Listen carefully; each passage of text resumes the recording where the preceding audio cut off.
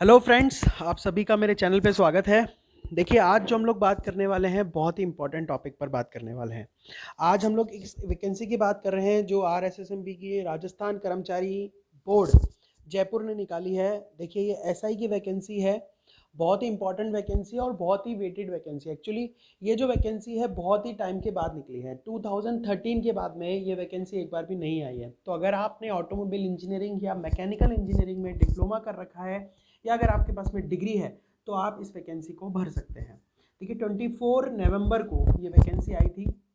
अगर हम इसमें बात करें पदों की संख्या की बात करें, अगर वैकेंसीज कितने पदों पर है तो हम लोग कह सकते हैं कि 168 इसमें नॉन टीएसपी लेवल की है और टीएसपी में 29, यानी अगर हम इनको एडअप करें तो 197 वैकेंसीज यहाँ पर टोटल आ चुकी है।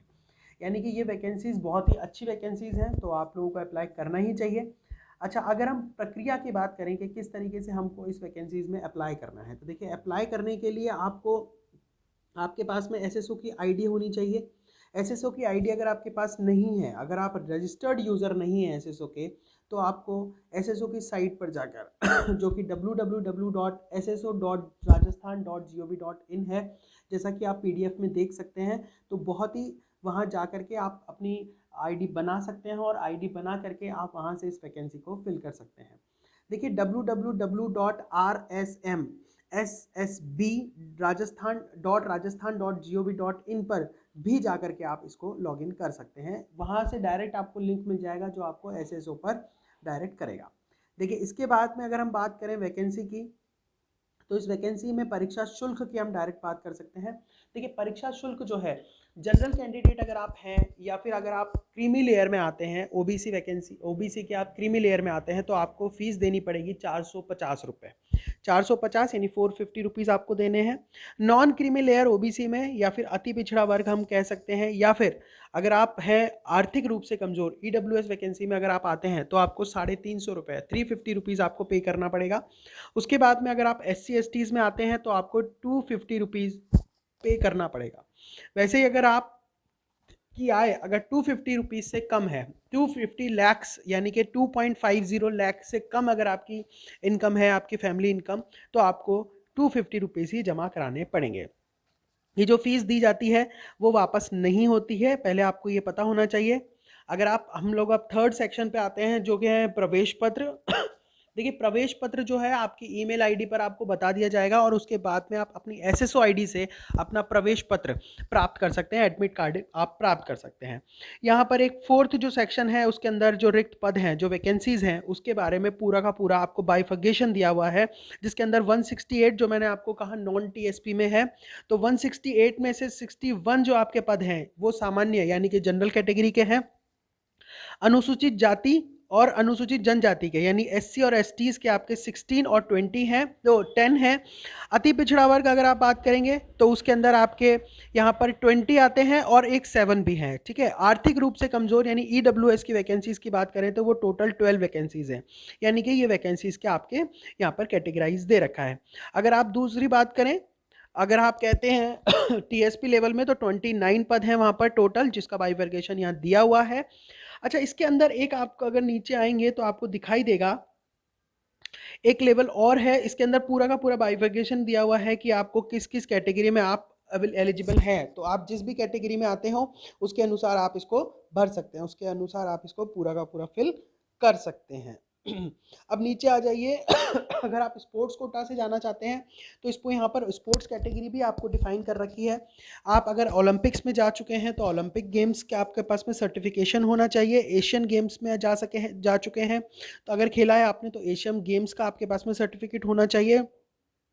साउथ एशियन ओलंपिक्स अगर आपने खेला हुआ है, ठीक है, तो आपके पास वहाँ का सर्टिफिकेट होना चाहिए। ऐसे करके यहाँ पर 8 सर्टिफिकेट्स आपके पास में, अगर कोई भी एक सर्टिफिकेट है तो आप इस पोस्ट के लिए अप्लाई कर सकते हैं। आपने 10th किया हुआ होना चाहिए और आपने डिप्लोमा ऑटोमोबाइल में होना चाहिए। ऑटोमोबाइल में डिप्लोमा या डिग्री, ऑटोमोबाइल या मैकेनिकल में डिप्लोमा या डिग्री आपके पास में होनी चाहिए। उसके बाद में स्कूल फेडरेशंस हो गए, आपके इंडियन ओलंपिक एसोसिएशन के पास सर्टिफिकेट भी चल जाएगा। तो ऐसे करके कुछ 5 सर्टिफिकेट इन्होंने दे रखे हैं अगर आप स्पोर्ट्स कोटा से जाना चाहते हैं तो। अगर हम दिव्यांगजनों की बात करें तो दिव्यांगजनों के लिए इन्हें 12 नंबर पॉइंट आपको दे रखा है यहाँ पर, तो वो भी आपने राजस्थान दिव्यांग अधिनियम 2018 के अंतर्गत दिव्यांगजन हेतु 14/10/2021 को समक्ष समिति के द्वारा लिए गए निर्णय, कुछ निर्णय हुए थे 14 अक्टूबर को, जो आपने देखने चाहिए अगर आप इस कैटेगरी में आते हैं तो। उसकी अधिसूचना जो जारी हो गई थी उसके अनुसार आप इसमें एलिजिबल हैं अगर आप दिव्यांगजन हैं तो। नेक्स्ट आता है हमारे पास में अनुसूचित क्षेत्र के कुछ जनजाति के जो अनुसूचित क्षेत्र के जो अभ्यर्थी होते हैं हमारे, उनके लिए कुछ आरक्षण है, तो उसके लिए आप यहाँ पर प्री डिफाइन जो भी है वो होगा। अगर हम वेतनमान की बात करें, सबसे इंपॉर्टेंट है कि आपको कितना वेतनमान दिया जाएगा, तो यहाँ पर 7th पे कमीशन जो हमारा आ चुका है, तो 7th पे के अनुसार आपको दिया जाएगा, 7वें वेतन आयोग के अनुसार आपको पैसे दिए जाएंगे। पे स्केल आपका जो रहेगा, पे लेवल 10 रहेगा। अन्य शर्तें क्या है, अगर आप ट्रेनी हैं, तो ट्रेनी के टाइम पे जो भी राजस्थान में जो भी ट्रेनी को स्टाइपेंड दिया जाता है वो आपको दिया जाएगा। हालांकि 9 से 10,000 रुपये शायद है ये, तो वो आपको दिया जाएगा। उसके अलावा जब आपकी फिक्सेशन हो जाएगा तो फिक्सेशन के बाद में जो भी आपका पे स्केल के अकॉर्डिंग आपको पैसे मिलेंगे। अच्छा, योग्यताओं में अगर हम बात करें तो योग्यता, क्योंकि डिप्लोमा हम 10वीं के बाद में करते हैं, तो डिप्लोमा यानी कि 10वीं आपने राजस्थान बोर्ड या किसी भी बोर्ड से आपने 10वीं किया हुआ होना चाहिए। दूसरा, 3 वर्षीय मैकेनिकल इंजीनियरिंग या ऑटोमोबाइल इंजीनियरिंग में आपके पास में डिप्लोमा होना चाहिए। देखिए, डिप्लोमा है तो भी अच्छी बात है, अगर आपके पास पे डिग्री है तो भी अच्छी बात है, कोई दिक्कत नहीं है। डिग्री या डिप्लोमा दोनों ही यहाँ पर काउंट होंगे ही होंगे। उसके बाद में एक इंपॉर्टेंट पॉइंट यहाँ पर आता है, 2 पॉइंट आते हैं एक्चुअली, एक नहीं 2 पॉइंट हम लोग काउंट कर सकते हैं। देखिए, फर्स्ट पॉइंट तो क्या है कि आपने कहीं पर भी प्रतिष्ठित ऑटोमोबाइल कार्यशाला यानी कि आपने वर्क एक्सपीरियंस यहाँ पर मांगा गया है 1 साल का, यानी यहाँ पर आपके पास में वर्क एक्सपीरियंस होना चाहिए 1 साल का। डीजल या पेट्रोल, अच्छा आपको कौन सी गाड़ी का डिप्लोमा आपके पास में सर्टिफिकेट होना चाहिए, आपके पास में होना चाहिए या तो आप हल्के मोटर वाहन, भारी मोटर वाहन और भारी यात्री वाहनों का मरम्मत का कम से कम 1 साल का अनुभव होना चाहिए। यहाँ पर और लिखा हुआ है तो आपके पास में हैवी ड्यूटी व्हीकल के लिए आपने यहाँ पर दिया हुआ है, और इसके साथ में ही इन्होंने लिखा हुआ है एक आपको लाइसेंस भी चाहिए होता है। लाइसेंस कैसा, आपको व्हीकल का लाइसेंस चाहिए आपको चलाने के लिए, कि अपने पास में हैवी ड्यूटी व्हीकल का आपके पास में लाइसेंस होना चाहिए। नॉर्मल जो हमारा 2 व्हीलर 4 व्हीलर का जो लाइसेंस होता है वो नहीं, उसके अलावा 1 साल के बाद में बनता है। यानी कि अगर आपके पास में 4 व्हीलर का लाइसेंस है तो जो 4 व्हीलर के लाइसेंस बनवाने इशू की जो डेट होती है अपनी, उससे आप 1 साल के बाद में अपना हैवी ड्यूटी व्हीकल का लाइसेंस बनवा सकते हैं, तो वो भी आपके पास में होना चाहिए। तो ये दोनों एडवांस आपके बाद में यहाँ पर चीज़ें दी गई है, तो आपको ये चीज़ ध्यान रखनी पड़ेगी अगर आप इस पोस्ट के लिए एलिजिबल हैं, तो आपको ये दोनों चीज़ें ज़रूर होनी चाहिए आपके पास में। दूसरी है देवनागरी लिपि में हिंदी का जो व्यावहारिक जो ज्ञान होना चाहिए और संस्कृति का ज्ञान होना चाहिए। तो इसके लिए ऑब्वियसली बात है, इसके लिए जो पेपर होता है उसमें आपको हिंदी का सांस्कृतिक यानी राजस्थान की संस्कृति से रिलेटेड, क्योंकि राजस्थान का पेपर है तो राजस्थान की संस्कृति से रिलेटेड आपको थोड़ा सा ज्ञान होना चाहिए। दूसरी चीज़, आपको हिंदी लैंग्वेज आनी चाहिए, हिंदी लैंग्वेज में लिखना और पढ़ना आपको ज़रूर आना चाहिए। आवश्यक नोट वो साक्षात्कार या फिर हम कह सकते हैं इंटरव्यू से रिलेटेड चीज़ें हैं, तो लिखित परीक्षा के बाद में ऑब्वियसली बात है इंटरव्यू होगा ही होगा, तो आपको इंटरव्यू के लिए भी प्रिपेयर करना पड़ेगा। शारीरिक योग्यताएं, ये बड़ी फिटनेस जो है आपकी फिजिकल फिटनेस कितनी होनी चाहिए। देखिए, सबसे पहले जो आपकी हाइट है, अगर आप पुरुष कैंडिडेट हैं तो आपकी जो हाइट है वो 168 सेंटीमीटर होनी ही चाहिए, ठीक है। अगर हम महिलाओं की बात करें तो वो उनके लिए एक अलग से दिया हुआ है, 160 दिया हुआ है, ठीक है, और महिला के लिए 152 दिया हुआ है, और वेट कम से कम आपका 47.5 kgs होना चाहिए। और पुरुषों में अगर हम चेस्ट की बात करें तो 81 सेंटीमीटर आपकी बिना फुलाए होनी चाहिए, और फूलने के साथ में वो 86 सेंटीमीटर होनी चाहिए। तो ये सारा का सारा था। अच्छा, इसके अंदर एक और दिया हुआ है कि पहाड़ी क्षेत्र एवं जनजातीय क्षेत्र के जो अभ्यर्थी हैं उनके लिए 160 सेंटीमीटर तो हाइट होनी चाहिए, और आपकी 79 सेंटीमीटर आपकी क्या होना चाहिए, बिना फुलाए आपके सीना होना चाहिए, और 84 सेंटीमीटर आपका फुला करके होना चाहिए। अन्य योग्यताएं, ऑब्वियसली बात है, आपका चरित्र यानी कि आपका कैरेक्टर सर्टिफिकेट वहां पर मांगा जाएगा जब आपका डीवी होगा, और आपके साथ उसके साथ में आपको स्वास्थ्य अपना जो भी फिजिकल या हेल्थ सर्टिफिकेट भी आपको वहां पर देना चाहिए कि आप पूरी तरह स्वस्थ हैं, कोई बीमारी आपको नहीं है, और अगर कुछ है तो आपको उसको पहले ही बताना चाहिए। उसके बाद में हम राष्ट्रीयता की बात करें, ऑब्वियसली बात है वो भारत का नागरिक होना चाहिए। उसके साथ में कुछ 4 कंडीशंस और हैं, अगर आप भारत के नागरिक नागरिकता नहीं है और आप किसी और देश से अगर आए हुए हैं तो भी आपके पास में कुछ सर्टिफिकेशंस होने चाहिए कि आप अब भारत में ही रहते हैं। इससे रिलेटेड आयु की बात करें, देखिए आयु में अगर हम बात करें मिनिमम एज जो है इसकी 18 साल है और मैक्सिमम एज इसकी 40 साल है। लेकिन इसके अंदर एक क्लॉज जोड़ा गया है कि क्योंकि ये 2013 के बाद में यानी 2013 के बाद में ये वैकेंसी नहीं आई थी, तो 3 साल की छूट सभी कैंडिडेट्स को दी गई है। तो हम लोग इसको सिंपली इस तरीके से काउंट कर सकते हैं कि 18 से 43 साल अगर आपकी एज है तो आप इस फॉर्म को भर सकते हैं। उसके बाद में जो कैटेगरी में जो भी छूट दी गई है 3 साल 5 साल जो भी आपको 10 साल जो भी आपको छूट दी जाती है, जो कैटेगरी की जो छूट होती है वो आपको SC ST और OBC को जो भी कैटेगराइज छूट जो दी जाती है वो आपकी कंपलसरी लगी हुई है, वो वैसे के वैसे रहेगी। उसके बाद में कुछ कैंडिडेट्स हैं उनकी बात अगर हम बात कर सकते हैं आगे। देखिए जो पेंशन है, अगर पेंशन से रिलेटेड अगर आप बात करना चाहते हैं, वैसे अभी नियुक्ति के बाद में इसकी बात होती है, लेकिन हाँ नए जो रूल्स अगर रेगुलेशंस आ रखे हैं पेंशन के तो वही इसमें लागू होंगे। विवाहिक पंजीकरण आपका होना चाहिए। परीक्षा शुल्क जमा कराने की, देखिए सबसे मेन बात है आपको फॉर्म कब से भरना है और कब से स्टार्ट होंगे।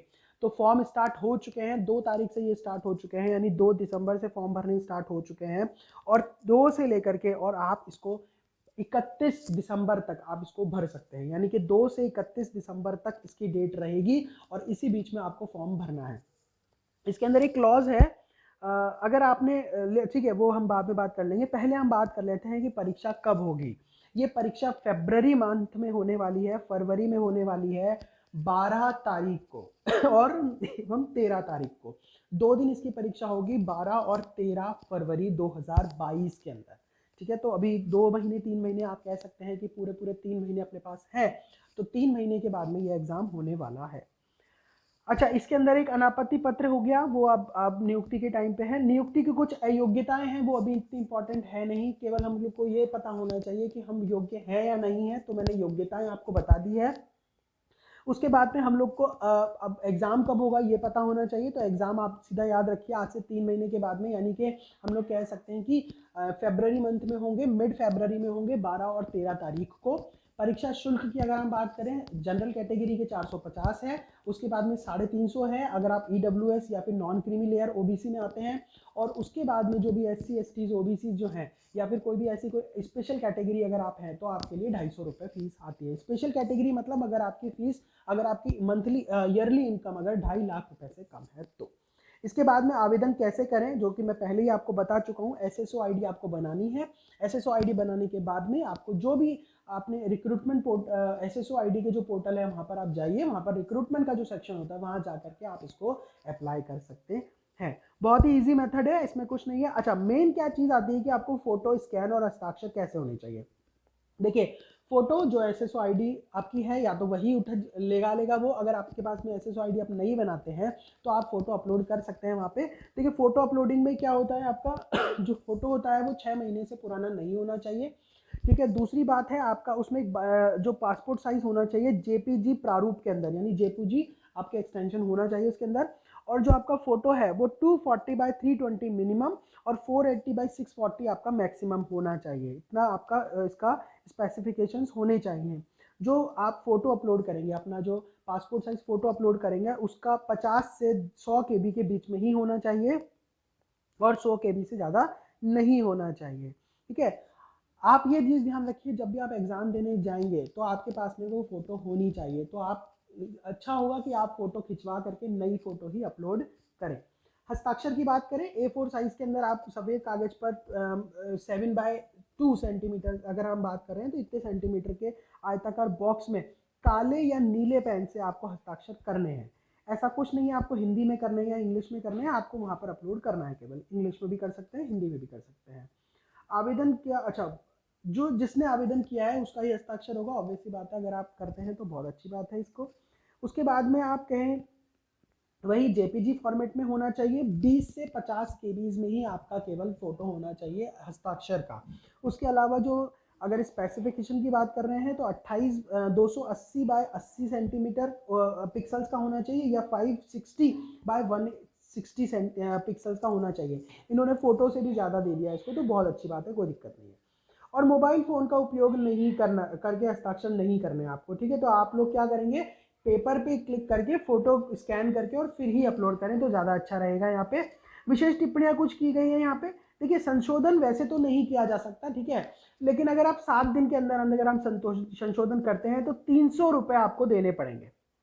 एक निर्धारित शुल्क है अगर आपने कोई करेक्शन करना है तो 300 रुपये आपको देने पड़ेंगे, जो कि जो भी डेट होगी यानी कि 31 दिसंबर के बाद में 7 दिन तक आप उसको संशोधित कर सकते हैं 300 रुपये दे करके।